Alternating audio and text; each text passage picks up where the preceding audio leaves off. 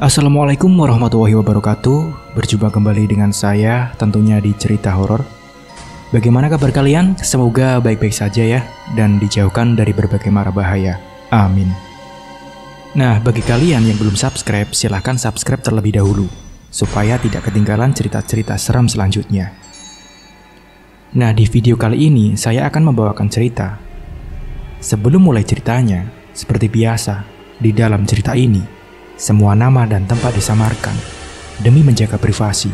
Langsung saja, seperti apa ceritanya? Simak video ini sampai habis. Daripada penasaran, tak usah kelamaan lagi, kita masuk ke ceritanya.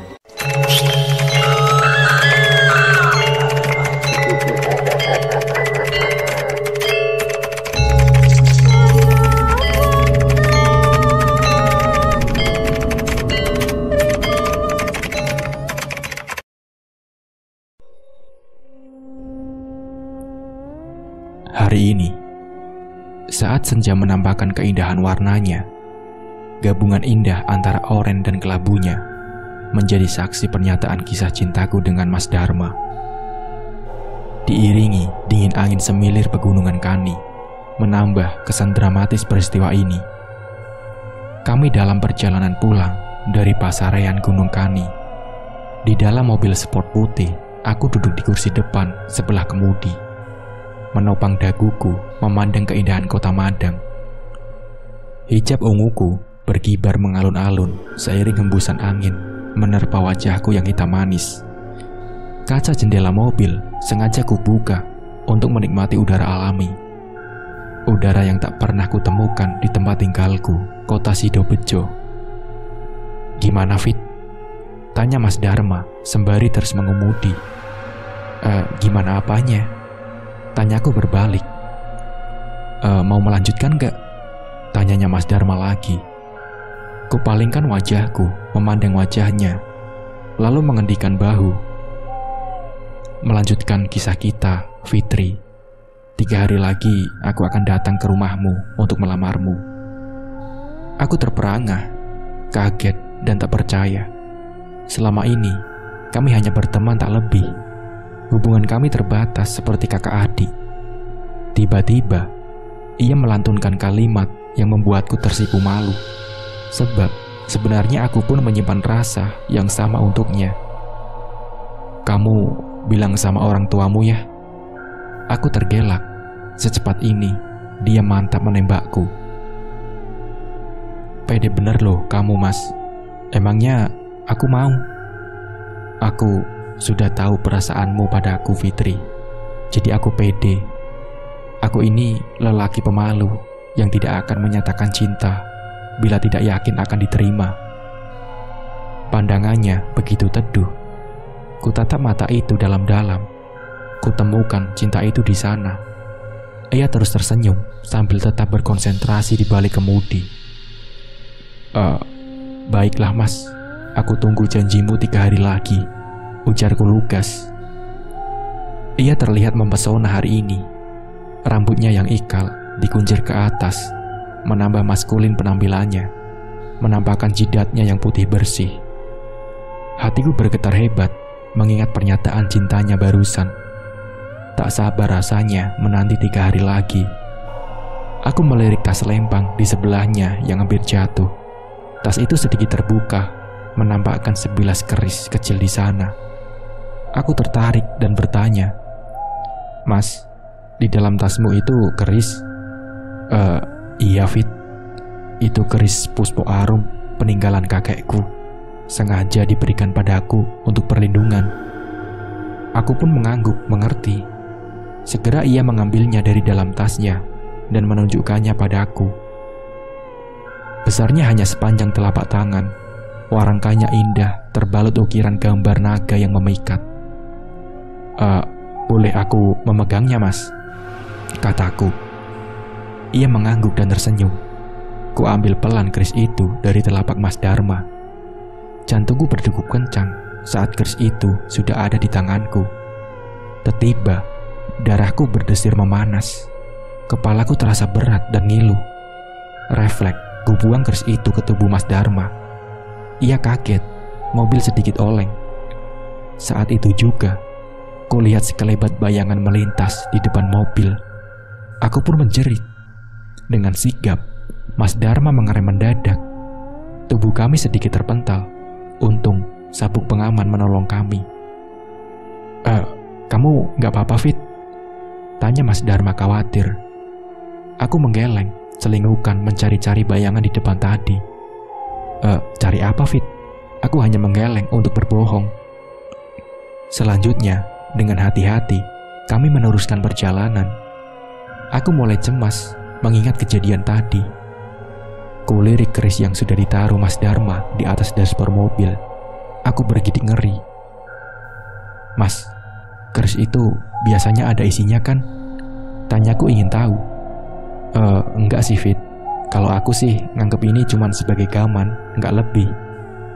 Terlepas ada enggaknya sih, di dalamnya aku juga enggak pernah tahu. Balas Mas Dharma.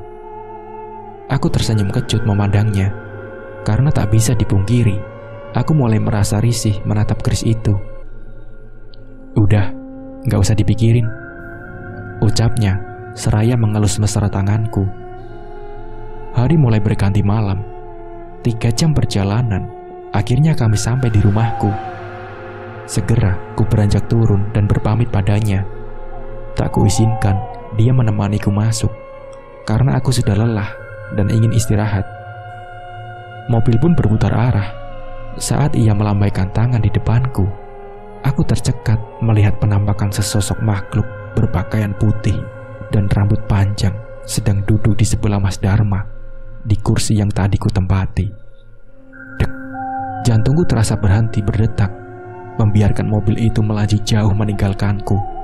Apa aku tidak salah lihat? Aku terhenyak kaget saat mendengar suara ibu memanggilku. Fitri, kamu ngapain melamun di situ? Ujar ibu di depan pintu rumah. Aku segera tersadar dan berbalik. Iya, Bu. Segera aku berlari kecil masuk ke dalam rumah. Malam ini aku begitu gelisah, membolak-balikan badan di atas kasur berkali-kali, memandangi ruangan berukuran 3x3 ini. Aku begitu khawatir, cemas, dan takut dengan apa yang terjadi hari ini. Tak bisa kuhubungi Mas Dharma, karena di perjalanan pulang tadi, kami sudah berjanji untuk tidak saling menghubungi sampai 3 hari. Dan nantinya, kita akan bertemu di acara lamarannya padaku. Aku tak mau mengingkari janji ini, dan berharap semua akan indah pada waktunya. Tubuhku mulai lelah, mata pun terasa berat. Perlahan, netra ini mulai terpejam. Saat mata ini sudah benar-benar lelap, saat itu pula ku rasakan angin dingin menerpaku. Seketika ku buka paksa mataku. Tubuhku kaku, seperti mematung, menatap lekat-lekat pemandangan mengerikan di atasku. Tubuh kami hanya berjarak 5 cm. Ia menyeringai, menampakkan mulutnya yang lebar penuh cairan kental dan busuk. Ia menggeliat-liat, seirama dengan degupan jantungku yang kian cepat. Aku melirikkan pandanganku ke atas dan ke bawah. Astaga, ini sosok kuntilanak. Rambutnya yang panjang menutupi tubuhnya. Membelitnya membuat penampakan ini kian jelas. Aroma busuk yang keluar dari tubuhnya menguar tajam, hingga membuat perutku terasa mual. Rasa takut ini tertahan, meluruhkan keringat dingin, mengucur ke seluruh tubuhku. Sekuat mungkin aku berusaha bersuara, namun gagal. Bahkan untuk menggerakkan tangan pun, aku tak mampu. Sekilas aku mengedarkan pandang menuju pintu, berharap seseorang menemukanku. Aku hampir pasrah beberapa detik, hingga aku ingat bahwa aku masih punya Tuhan. Allah, Allah. Tak hentinya, hati ini merapal menyebut asmanya. Ceklek. Suara daun pintu yang terbuka. Terima kasih Tuhan, Engkau mendengar rintihanku. Ibu menemukanku yang terbujur kaku, hanya bisa melirikkan mata ke kiri dan ke kanan. Bibirku bergetar mencoba memberitahu, namun nihil. Sosok itu tak lagi berada di atasku, namun tubuh ini masih terasa berbelit, bagai bayi yang dibedong. Aku tak mampu bergerak. "Dok, kamu ini kenapa?" tanyanya cemas. Ia memandang tubuhku yang kaku, lantas meraba-raba sepenuhnya, mencari tahu apa yang membuatku sedemikian rupa. Aku hanya bisa menitikkan air mata sambil berusaha menggerakkan bibir yang hanya bisa membuka dan menutup tanpa suara. "Dok, Fitri." Ya Allah, secepatnya ibu keluar rumah mencari pertolongan. Memang, kami hanya tinggal berdua. Ayahku sudah meninggal ketika aku kecil, hingga aku tak mempunyai saudara. Selang beberapa detik, para tetangga mulai berhamburan masuk ke kamar. Terheran, mereka melihat keadaanku. Ada yang menatapku dengan pandangan iba, ada yang hanya terus merapal istighfar tanpa henti. Ada pula yang mengelus-elus ibuku turut berduka. "Cepat, bawa ke rumah sakit aja Bu Ida. Mungkin Fitri kena stroke. Zaman sekarang penyakit memang gak pandang umur," saran seorang wanita parubaya, tetangga depan rumahku. Semua mengangguk dan percaya. Ibu hanya bisa pasrah. Segera mereka menyiapkan mobil milik Pak Yusuf, tetangga kami yang kaya.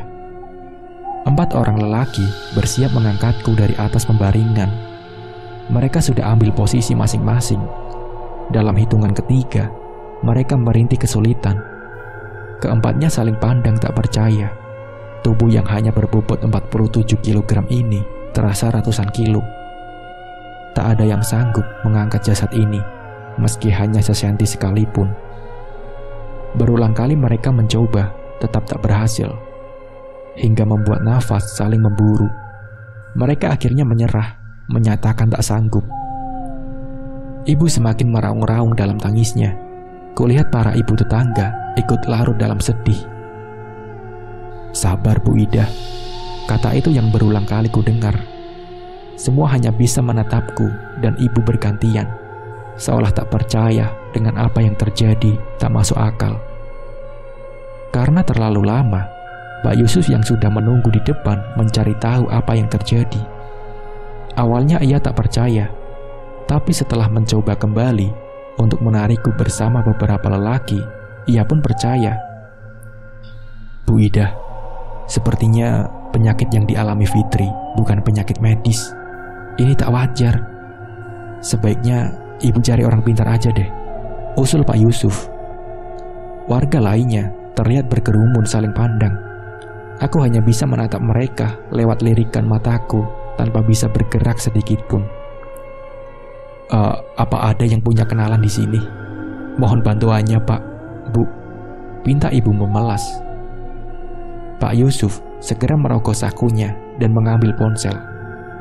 Kulihat ia men-scroll benda pipi itu beberapa kali, hingga ia terlihat menarik nafas lega, seperti menemukan sesuatu, lalu menunjukkannya pada ibuku. "Alhamdulillah Bu, ini saya masih menyimpan nomor Abah Anwar. Beliau dulu pernah menolong istri saya saat kerasukan." Ibu terlihat sumringah penuh harap. "Tolong dihubungi Pak," kata ibuku. Pak Yusuf mengangguk dan dengan segera menempelkan ponselnya pada telinganya. Suasana terlihat tegang. Para ibu masih setia mendampingi ibuku. Ada yang mengusap-usap punggungnya, tangannya, dan bahunya. Ada pula yang rela selonjoran memijat-mijat kakinya. Sedangkan para lelaki menatap Pak Yusuf menunggu kepastian yang tak tentu. "Bu Ida, maaf sekali kalau malam ini dan besok beliau belum bisa. Lusa baru ada waktu. Apa ibu mau menunggu?" kata Pak Yusuf. Ibu menatapku penuh iba, seakan bertanya apa aku bisa bertahan sampai lusa. Namun apa boleh buat, tak ada pilihan. Beliau pun mengangguk mengiyakan. Satu persatu warga mulai meninggalkan kami dengan ucapan sabar dan tegar. Air mata ibu terus mengucur. Ia hanya bisa mengangguk tanpa membalas kata. Malam ini ibu tidur di sampingku. Tak hentinya ia meluruhkan tangis sambil terus mengusap-usap wajahku. Sholawat, kalimat thayyibah, ayat-ayat suci Al-Quran tak luput ia lantunkan. hingga kulihat ia tertidur dengan isakan yang mulai melemah. Sesaat ku rasakan hening, bahkan suara binatang malam yang biasanya menggema tak lagi ku dengar. Seketika, bulu kuduk ini meremang. Saat itu pula, dari bawah kasur, perlahan, wujud kuntilanak itu menampakkan sosoknya. Bibirku bergemetar tak karuan. Ingin ku panggil ibu di sampingku yang terlelap, tapi tak bisa. Kurasakan rambut panjangnya kian membelit. Sakit. Wajahku memerah. Otot-otot seperti memaksa untuk keluar. Punggungku terasa diperas hingga membuatku menggelincang ke atas. Hatiku menyeruakan teriakan hebat, tetapi tidak dengan bibirku. Kuntilanak itu semakin menyeringai puas. Gusti, apa aku akan mati? Seketika jasad ini tersentak keras, seperti dihembaskan begitu saja, membuat ranjangku bergetar hebat. Ibu tersentak, terbangun dengan segala keheranan. Ada apa, Nduk? Ia terduduk, lalu mengedarkan pandangan menelisik. Ia menatapku sembari beristighfar. Sabar ya, Nduk. Ibuku memelukku dengan tangisan lirihnya. Tak lupa bacaan-bacaan mengagungkan Tuhan terus ia lontarkan, hingga mata ini mulai terpejam. Di hari kedua, ibu masih setia mendampingiku. Dengan telaten, ia menyuapiku meski harus kumutahkan kembali. Tanpa rasa jijik, ia membersihkan pula kotoran dan kencingku yang tak dapat kutahan. Hanya air mata yang bisa kucurahkan untuk mengungkapkan perasaanku. Entah sampai kapan ini akan berakhir. Hilir mudik para tetangga bergantian menengok. Banyak sekali makanan yang terkumpul di atas meja riasku. Iya, ibu yang seharusnya bekerja sebagai buruh pabrik, rela meninggalkan aktivitasnya untuk merawatku. Beruntung kami dikelilingi tetangga yang baik hati. Bahkan ada yang memberikan salam tempel berupa uang untuk kami. Seharian ibu hanya mengaji dan menangis. Hatiku luluh melihat kasih sayangnya yang besar padaku. Ingin rasa memeluk tapi apa daya. Tak sabar rasanya menanti hari esok, menunggu Abah Anwar menyelesaikan semua ini. Hari ketiga, pagi ini juga, deru mobilku dengar terhenti di depan rumah. Untung ibu baru selesai menyekaku, mengganti bajuku yang sudah pesing. Terdengar suara Pak Yusuf memanggil nama ibu. Segera ibu beranjak menuju panggilan suara. Tak lama, ibu masuk kembali beserta 2 orang lelaki, Pak Yusuf dan kuduga Abah Anwar. Melihat dari pakaiannya yang serba putih dengan peci hitam melingkar di kepalanya. Saat melihatku, seketika ia beristighfar kaget, seperti sudah mengerti apa yang kualami. Perlahan ia mendekat, duduk di pojok ranjangku, memandangku lekat, lantas memegang kakiku. Namanya siapa, Nduk? Terbata-bata, mulutku berusaha menjawab, namun hanya bisa mengatup tanpa bersuara. Fitri, Bah. Fitri Andriana. Ibu menjawab. Bukan anakmu, Bu. Abah tersenyum, lalu memencet keras jempol kakiku. Tubuhku meliuk-liuk kesakitan, mulutku ternganga. Abah semakin memperkeras rapalannya, membuat suhu tubuhku kian panas. Saat itu pula, kuntilanak itu sudah berada di atasku, memelukku erat. Aku menggeleng-geleng tak karuan, berharap sosok itu melepaskanku. Ingin rasa ku ucap tolong sekuat tenaga kepada Abah. Bisakah ia melihat pemandangan ini? Akankah ia melepaskanku dari jeratan mengerikan ini? Sesaat ku rasakan pandangan yang mulai memudar, tubuhku melemah, aku pun pingsan. Saat tersadar, ku temukan diriku yang masih kaku, mencoba bergerak namun sulit. Tak berhasilkah Abah? Kulirik Abah Anwar yang masih berada di ujung ranjangku. Mulutnya terlihat bercakap. Di sampingnya Pak Yusuf berdiri dengan pandangan lurus yang sama dengan Abah. Kuikuti arah pandangannya yang bermuara pada ibu. Kulirik ibu yang terisak di sana. Gusti, sia-siakah jalan ini? Samarku dengar penuturan Abah bahwa kuntilanak yang menggangguku ingin aku mati secara perlahan. Ia tak ingin seketika menerkamku, karena baginya lebih asik menikmatiku tersiksa. Bah, apa enggak ada cara lain? Tanya ibu di sela isakannya. Ada, Bu. Yang punya yang bisa ngusir. Abah tahu siapa yang punya? Tanya ibu menelisik. Abah Anwar terlihat menggeleng. Ibu menunduk. Kulihat butiran air mulai merembus di ujung matanya. Pak Yusuf mendekati ibu dan mengelus punggungnya. Kita sudah berusaha, Bu. Insya Allah nanti ada jalan lain. Setelahnya keduanya berpamitan pergi. Hari keempat. Ini berarti hari ketiga setelah pertemuan terakhirku dengan Mas Dharma. Astaga, aku sampai lupa memberitahu ibuku bahwa hari ini Mas Dharma akan melamarku. Aku menangis meratapi diriku. Bagaimana bila Mas Dharma melihatku dengan keadaan seperti ini? Akankah tetap ada cinta untukku? Bisakah ia menerimaku?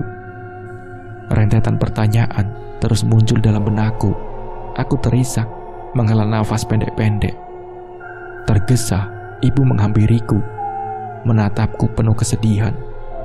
Ia mencium keningku dalam-dalam. Semakin deras linangan air mata ini tak tertahan. Kami larut dalam kesedihan tak berujung. Assalamualaikum. Tuhan, itu suara Mas Dharma. Hatiku semakin tertekan. Aku malu dengan kondisiku. Aku bahkan tak bisa melihat sekacau apa penampilanku. Andai bisa aku meminta pada ibu, ku ingin tampil cantik di depan Mas Dharma, tidak dengan piyama lusuh ini. Waalaikumsalam, jawab ibu sembari beranjak meninggalkanku. Saat membuka pintu rumah, ibu terkejut melihat Mas Dharma dan rombongannya dengan membawa beberapa seserahan. Mas Dharma pun bingung melihat penampilan ibu yang terlihat linglung. Fitri ada, Bu. Ibu mengangguk, tapi meringis mencoba menahan tangis. Monggo, masuk, kata ibu dengan suara serak yang berat. Keluarga Mas Dharma saling pandang penuh heran dan mengikuti langkah ibu ke kamarku. Saat di depan pintu, Mas Dharma segera menghambur masuk. Ia memandangku detail dari ujung kaki hingga kepala. Ia mengernyit. Kulihat matanya mulai berkaca-kaca. Ia tak percaya 3 hari yang lalu aku masih sehat dan cantik. Tiba-tiba hari ini tubuhku kering kurus hingga menonjolkan lengkungan di setiap sudutnya. Kamu kenapa, Fit? Tanya Mas Dharma. Ia berlutut di sampingku, menatapku penuh haru. Kulihat ayahnya ikut masuk melihatku iba. Saya juga nggak tahu, Nak Dharma. Setelah pulang sama kamu malam itu, Fitri sudah seperti ini. Saya sudah coba mau membawanya ke rumah sakit, tapi tak bisa. Tubuhnya tak bisa diangkat, meski dengan 5 orang lelaki sekalipun. Kemarin juga saya hubungi orang pintar, tapi tetap tak ada hasil. Tutur ibu menjelaskan. Kenapa kamu nggak menghubungi aku, Fitri? Ia mulai menangis, begitupun aku. Kata Abah Anwar, ada kuntilanak yang mengganggunya. Ia hanya bisa diusir oleh pemiliknya. Kuntilanak? Tanya ayahnya Mas Dharma heran. Ibu pun mengangguk. Jangan-jangan keris itu, Dharma, katanya melanjutkan. Kenapa ya? Maksud ayah keris Puspo Arum? Ayahnya terlihat mengangguk. Malam itu Fitri memang sempat memegangnya ya. Ayahnya terlihat kaget. Kita harus cepat-cepat membawa Fitri ke kakek. Hanya dia yang bisa menyelamatkan. Kami semua terheran. Apa maksud ayah Mas Dharma? Apa kuntilanak itu punya kakeknya? Gak mungkin bisa, Pak. Bagaimana cara membawa Fitri? Kemarin sudah dicoba. Gimana kalau kakeknya Dharma saja yang kesini? Pinta ibuku. Maaf, Bu. kakeknya Dharma juga sedang sakit. Sudah 2 tahun ini, beliau hanya jadi kembang bayang di atas kasur. Ibu pun mengangguk mengerti. Terus, bagaimana cara mengangkat Fitri dari sini, Pak? Tanya ibuku. Saya yakin Dharma pasti bisa melakukannya. Coba saja, Nak, kata ayah Mas Dharma. Benar saja, dalam satu hentakan, dengan entengnya, Mas Dharma membopongku keluar kamar menuju mobil di depan rumah. Beberapa tangga yang melihat keheranan menyaksikan pemandangan ini. Sungguh ajaib. Tanpa menunggu lagi, Mas Dharma berpamit pada beberapa orang keluarga yang sudah diajaknya untuk melamarku. Beberapa tetangga pun mendoakan yang terbaik untuk kami. Aku begitu terharu, apalagi ibu. Beliau terlihat menangis mendoakan keselamatanku. 2 jam perjalanan penuh hening dan tegang kami lalui. Hingga akhirnya kami sampai di suatu tempat yang kuduga rumah kakeknya Mas Dharma. Halamannya luas dengan banyak pohon besar di dalamnya. Saat turun, karena Mas Dharma terlihat kesulitan, ayah Mas Dharma mencoba membantu menarik kakiku. Sungguh mustahil dan benar apa kata ibuku. Ayah Mas Dharma bahkan tak kuasa untuk mengangkat ujung kakiku. Ia meringis dan menggeleng. Meski dengan susah payah, hanya Mas Dharma yang bisa mengeluarkanku dari mobil ini. Aku hanya bisa melirikan mata untuk mengedarkan pandang. Rumahnya berbentuk joglo dengan banyak sekali patung-patung seram di depannya. Sungguh wingit dan aneh. Dengan cekatan, ayah Mas Dharma membuka pintu rumah untuk kami. Di sana, kami menemukan seorang lelaki yang kuduga pembantu di rumah ini. Ia menuntun kami hingga sampailah kami di suatu ruangan yang pengap. Ayah Mas Dharma menyingkap ke lampu yang di sana sudah terbujur seorang kakek tua di atas ranjang besi. Ia tersenyum melihat kedatangan kami. Namun seketika, garis bibirnya turun tatkala menatapku. "Tidurlah di sini, Le," katanya sembari menggeserkan badannya memberi ruang. Perlahan, Mas Dharma membaringkanku di sisi kakek. Kulihat tak ada yang menjelaskan apa-apa pada kakek, seperti membiarkan sang kakek menebak dengan sendirinya. Mas Dharma dan ayahnya hanya berdiri di depan ranjang ini, menanti kakeknya melakukan sesuatu. "Aku tahu kamu cemburu, tapi ya jangan sampai mencelakai gini, Tonduk. Gadis ini gak salah apa-apa," kata kakek itu seketika. Aku yakin dia tidak bicara denganku. "Maksudnya bagaimana, Mbah?" pungkas Mas Dharma sedikit emosi. "Ya, ini Puspo Arum, kuntilanak yang ada dalam kerismu. Dia cemburu sama gadis ini. Emangnya kamu habis ngapain?" tanya kakek Mas Dharma. 3 hari yang lalu, aku menyatakan cinta pada Fitri. Dan setelahnya, Fitri memang sempat memegang garis ini, Mbah, jawab Mas Dharma. "Pantas saja," kata kakek sembari manggut-manggut. "Apa ayah bisa mengusirnya?" tanya ayahnya Mas Dharma. Di sebelahku, kakek tetap terbaring sambil tersenyum. "Sebenarnya, dulu memang aku yang menginginkannya mengisi keris itu. Aku ingin semua orang segan padaku. Ku jalani puasa muti selama 40 hari, lalu bertapa di tempat-tempat wingit, dan akhirnya aku bisa mendapatkannya secara sukarela. Tapi tanpa ku ketahui, dia malah jatuh cinta padaku."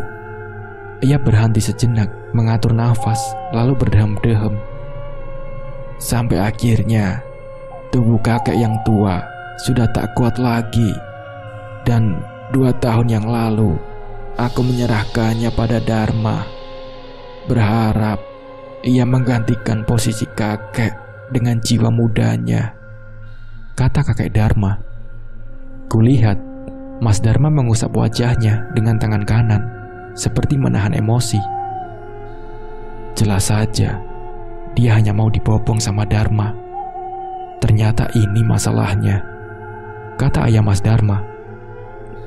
Jadi, ayah juga tahu kalau keris itu ada isinya, kata Mas Dharma.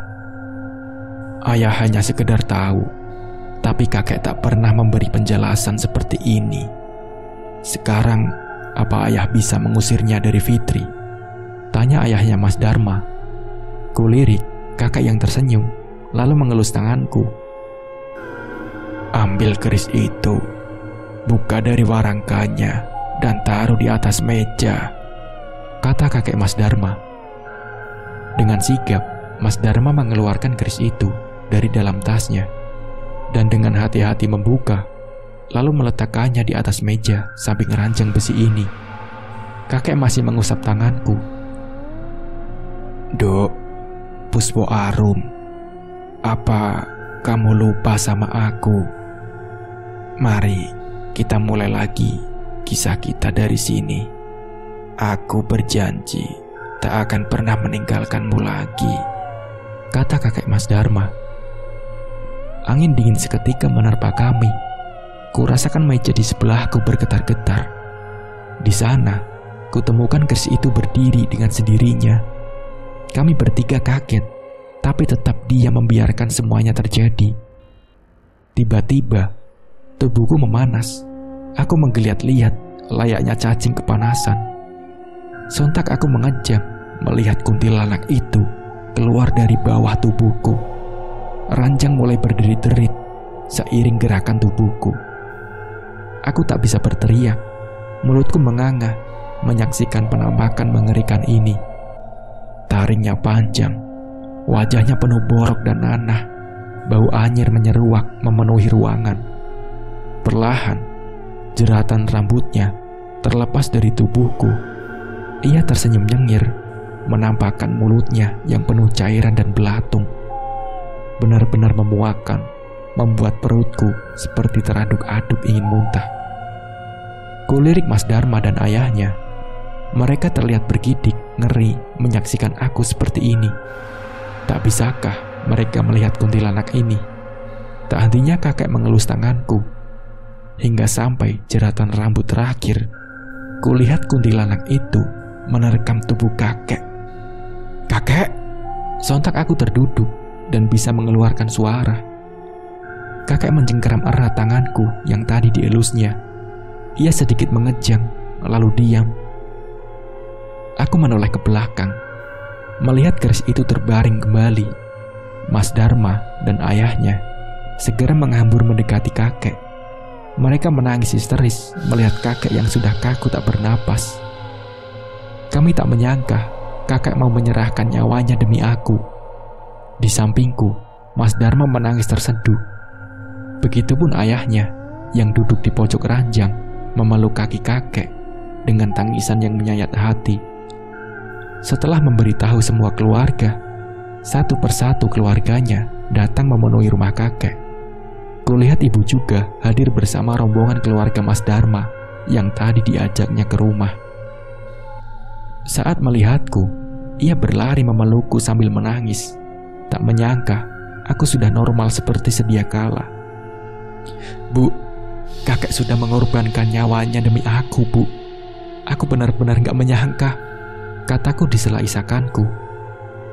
Iya, Nduk. Kita harus benar-benar berterima kasih pada keluarga Dharma, kata ibuku. Ayah Mas Dharma tiba-tiba datang menengahi kami. Fitri, kami sekeluarga sudah sepakat akan menikahkan kalian berdua sekarang juga di depan jasad kakek. Mohon jangan menolak, pintanya memelas. Aku dan ibu mengangguk bersamaan. Tak mungkin kami menolak melihat pengorbanan kakek padaku. Seorang wanita parubaya menghampiriku dan mengajakku masuk ke dalam kamar. Ibu mengekor di belakangku. Di sana, beliau mengganti baju piyamaku dengan gamis yang cantik berwarna pink salem. Lantas, sedikit mempoles wajahku, ia menyuruhku memakai hijab khimar panjang yang warnanya senada dengan gamis. Setelahnya kami dituntun ke ruang tamu di mana jasad kakek disemayamkan. Tepat di depan kakek yang terbaring, aku dan Mas Dharma duduk di depan ayahnya dan seorang lelaki. Mungkin beliau seorang mudin atau ustadz yang akan membimbing kami melangsungkan akad nikah. Mas Dharma menjabat erat tangan ayahnya mantap. Dengan bimbingan sang mudin, Mas Dharma mengucapkan ikrar suci tanpa celah. Nah, akhirnya aku dan Mas Dharma sudah sah menjadi sepasang pengantin. Seperti itulah ceritanya. Semoga dari cerita ini kita bisa mengambil hikmah dan pembelajarannya. Mungkin cukup sekian dari saya. Wassalamualaikum warahmatullahi wabarakatuh.